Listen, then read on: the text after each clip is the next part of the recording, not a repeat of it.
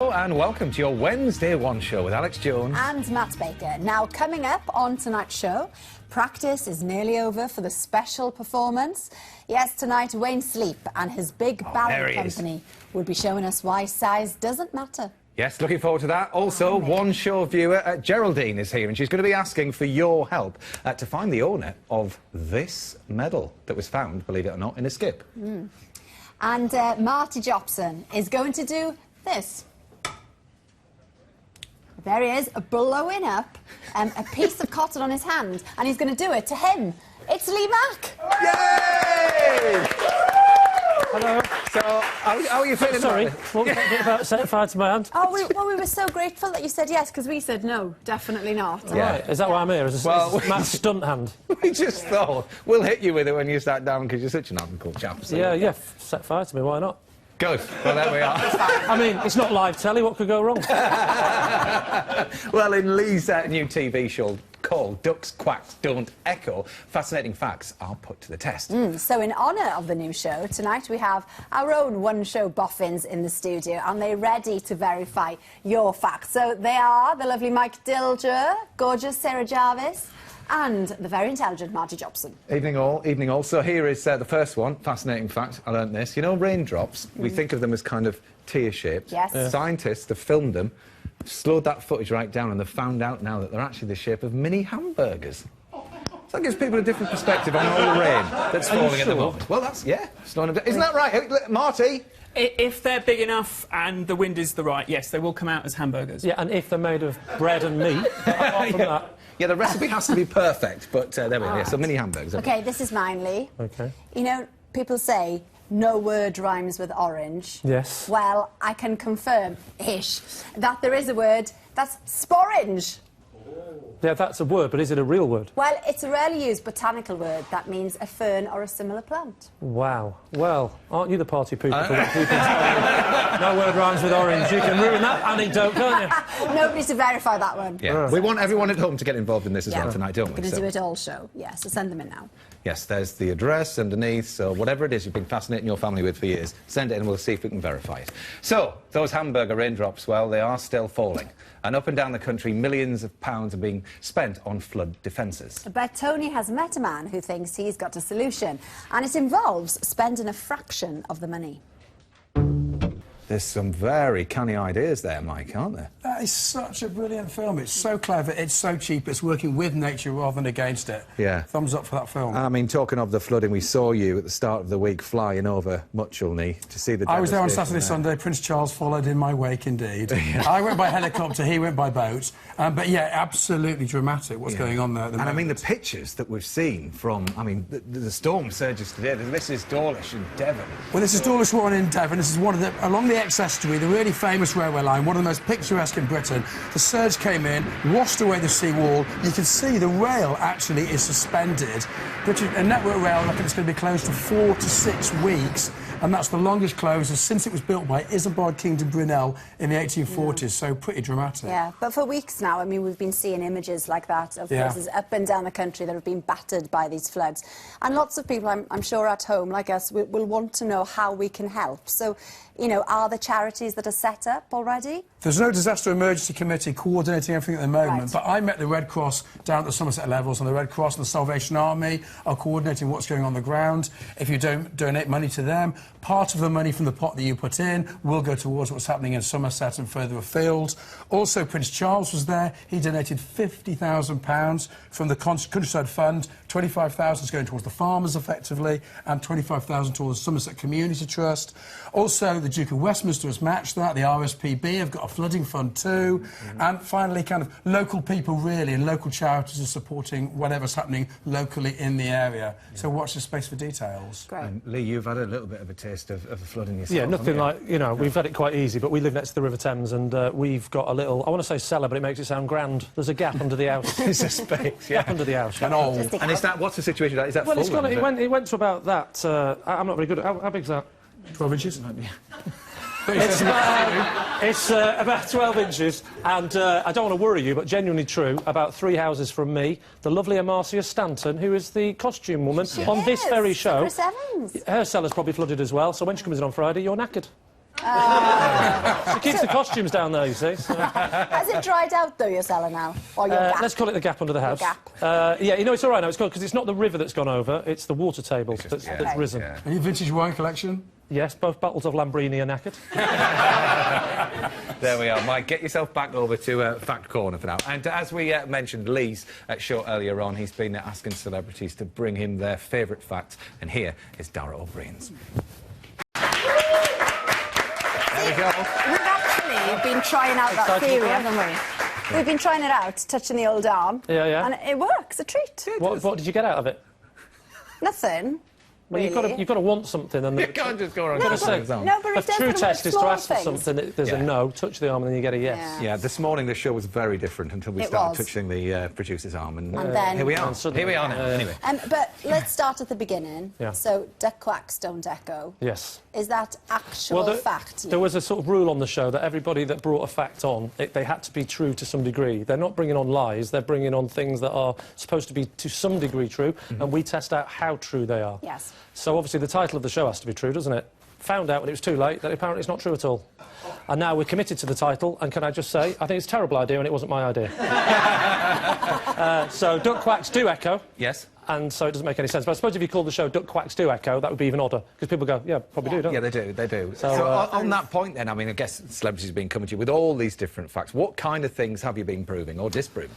There was one that I was particularly impressed with. I can't remember who brought it on, but it was... we talked about custard can dance. And you know, they say don't try this at home. Genuinely don't, because it's not dangerous, but your dad will clip you around the ear. If you get a speaker from a hi-fi and you pour custard in it, obviously put it on its side, otherwise it'll just fall out, yeah? And you pump some music through the speaker. It has to be a certain type of music, and I think it has to be a certain consistency of custard. I'm just trying to put off the kids trying it. The custard will change from a liquid to a sort of semi-solid, and it will start dancing up and down, and you can pick the whole custard up in your hand. Can you? And then it'll suddenly melt on your hand like But a it'll be science fiction. something with a beat, I'm sure, wouldn't it? Like dance music or something. Did you once run I think across so. custard on a I Friday? did. It was our with first Chris? Friday show here, and we Yeah? ran across batter, because when you hit it at a certain sort of speed, Yeah. it becomes hard. Were you And so running it out of becomes a features solid that night? surface. Was that Tonight on the one show, I'm going to run across batter. That's exactly how it sounded. But, you know, has Google, do you think, killed kind of facts? You know, because people used to sit around and discuss them in pubs Enjoy and stuff, retaining but now those we random can sort of I think it's the check, opposite. can't I we? think what happens is people now accept everything you hear on Google as fact, so there's now more facts. But half of them aren't true.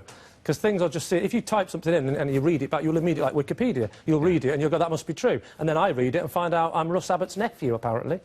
Which I'm not, but that's what it says. So, Yeah. what's your favourite fact, then, quickly? My favourite fact from the show, or just ever? Or just ever? My favourite fact ever, it probably is from the show. I did like the idea that the safest place to be in lightning is in a car. Because I've always been led to believe it's the complete opposite, because it's made of metal. And they tested it out by putting us in a car and electrocuting us with lightning. Terrifying. Yeah. There's nothing worse than thinking you're going to die, look to your left and see Aston from JLS. Lovely fella, but no one wants to go like that, do they? Well, speaking of getting in the old car, you're going on tour, aren't you? So I am going on tour. Has this got a more fact base to it now, then? The tour? Yeah. Yeah, I After just read all out an of hour and a half of facts. And there's one gag right at the end.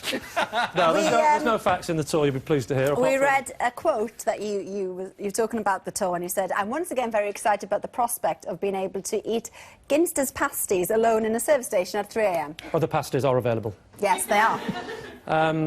Yes. Is that the main draw for you? It is, yeah. It's getting to eat like a pig, but not feel guilty, because you've got no choice. What else can you eat at 3 in the morning apart from a pasty? Yes. So you're allowed to be unhealthy on tour. That's why I'm justifying it to myself. And of course, obviously, I'm going to miss the screaming kids every morning when I'm in a hotel, all quiet and lovely. Yeah. That'd be awful, wouldn't it? Well, Not having that's the waking joy up at of 4 in the mixing morning. that telly work and that kind of tour stuff. Yes, You can so- mix it up. if you like. Absolutely. And all your adoring fans can see you. Well, fans, let's call them audience. I'm not sure about adoring. But Well, some might be. So, Duck Quacks Don't Echo starts Friday night on Sky One at 10 o'clock. Yes, now some viewers have sent in their facts, so-called facts, we'll call them, for a panel of one-show boffins. Yes. So keep them coming in.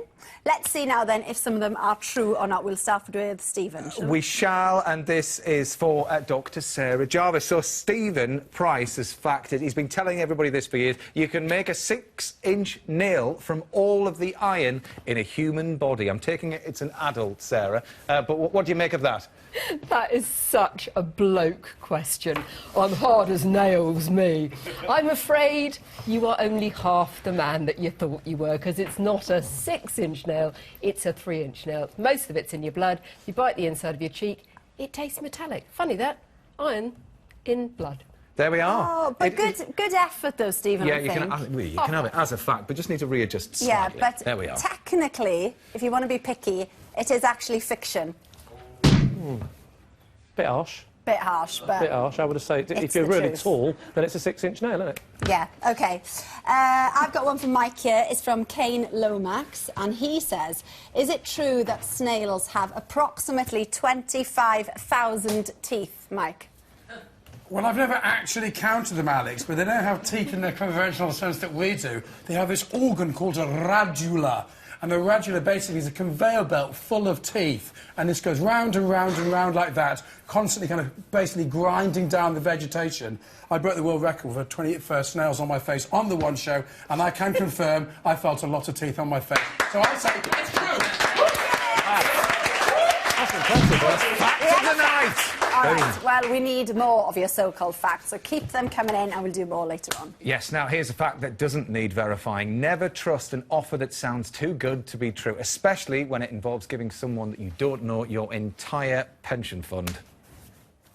What a situation. 14,000 is a lot of money. Goodness isn't it? me. Well, Martin Lewis is here to give us some more information on this. So, Martin, is there a way of kind of legally liberating your pension if you do want to move that money without getting into Craig's situation? If you're over 55, you're allowed to take a 25% tax-free lump sum from your pension. If you're under 55, I would take the advice at the end of the film, don't go near it. And frankly, even if you're over 55, by taking the money early, that means it's got less time to grow and you may end up with less. So I generally wouldn't touch it, and if you are going to go to an independent financial advisor and check they are a regulated independent financial advisor. OK. Let's think of people then who are maybe about to retire or who have retired, like Mum last Friday.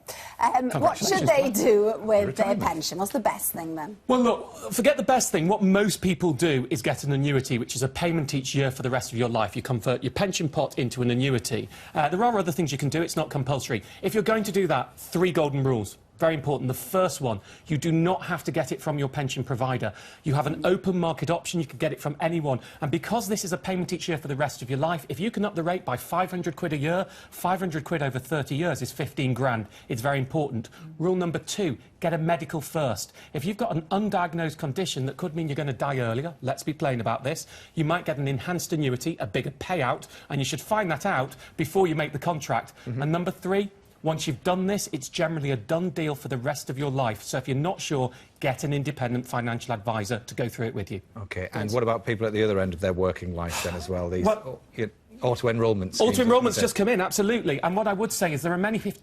Don't opt out unless you have to. Remember, auto-enrolment effectively means you're going to put some money in, you'll get some back from the taxman, and the company's going to put some money in. Yeah. So opting out is effectively giving away a pay rise, which is never a particularly good thing to do. And let me give you something scary here, a scary fact just to finish with. How old are you? 36. Halve that. Yeah, go for 18. 18, correct. If you were just starting your pension now, to give you a good amount in retirement, roughly 2/3 of final salary, you'd want to put in 18% of your income for the rest of your life to give you a decent pension. Wow. Most people can't afford that, so the rule is the earlier you start, the better it will be for you. Start when you can, get as much in as you possibly can, and that tends to be the best way to do it. Did you start young, putting money into a pension, or were you kind of like, pension, that's I was very big on the NatWest pigs. Do you Me remember? too! Love those. Oh, yes, you have the full set. That's what they should do. Get rid of pensions and just give you an NatWest pig every year. Well, the thing is, they're worth Tell a me lot something. now. Tell me you weren't bribed with a pig and still have the same bank account that you opened then. No, definitely Good, because not. there are people out... Actually, I'm giving you the look. I'm giving you the look. Because do you know I've what? still got the that pigs. means they gave They're you in my a pig son's and they room. bought your custom for 40, 50 Yes. odd years. Oh, but There's a competitive they have account. cute faces and glasses and dicky bones. So harsh. Anyway, Fact. thank you, Martin. Thank you. Now, if you're looking to make money in property, well, they say you should always buy the worst house on the best street and then do it up.